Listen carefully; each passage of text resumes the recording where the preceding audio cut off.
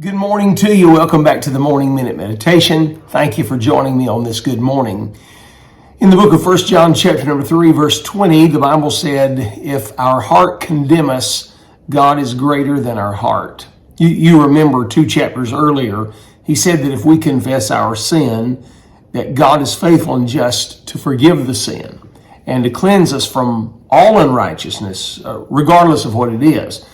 He goes on now in this chapter number 3, to talk about the fact that the heart can condemn us over sin. Oftentimes, people who have been forgiven by the grace of God and who genuinely love the Lord are overcome by a sense of guilt that they cannot get past, and their heart continues to condemn them as to whether or not they genuinely are forgiven or not, because of how terrible their sin is in their view. Now, to some degree, to have a terrible view of sin is grand, yet at the same time, to have a terrible view of sin that leaves you with a condemned heart once you are forgiven is not spiritually healthy. Such was the case with Joseph's brothers in the last chapter of the book of Genesis. They had buried their father in the land of Canaan, and they had come back to Egypt.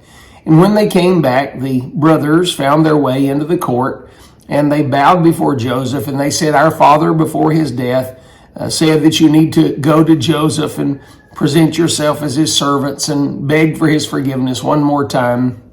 And Joseph's heart was broken over the fact that they had been forgiven 17 years earlier. They had been forgiven 17 years ago, and they had had a genuine time of fellowship over the last 17 years at family gatherings and other such instances, no doubt, in their life. But because the fellowship with the Father is now broken by the brethren, they feel that there is no more forgiveness left in Joseph. Isn't that really the way it is with us oftentimes?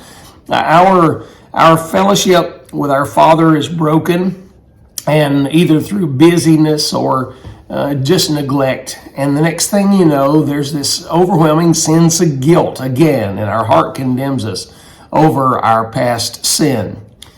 Dr. Paul Brand, who was a medical missionary and a pioneer in ligament transfer, told a story about a man that was the medical school administrator where he had gone to school, Mr.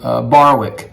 And he said Mr. Barwick had a leg that was giving him much grief, and he refused to have it taken off.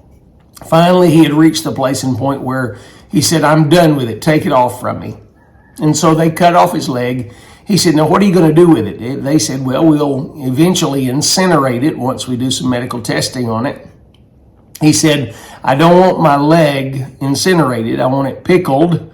And he said, I want it to take home. And he said, I'm going to place it upon my mantle.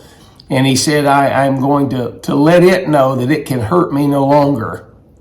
But the problem was the phantom pain that came. The longer he sat in his chair or lay in his bed and looked at his leg upon the mantle, the more the leg hurt. He could feel the swelling and the burning and the pain that it had caused him before. The more he feasted upon it, looking at it on the shelf, though it were dead and pickled in juice, yet this man felt the pain and the agony of it. Oftentimes, the more we keep our eyes on our past, it affects our future, and the pain from the past becomes relevant in the present, though it isn't really there. Hey, this is a thought that needs to be considered. God has forgiven you. Forgive yourself, my friend, and have yourself a great day.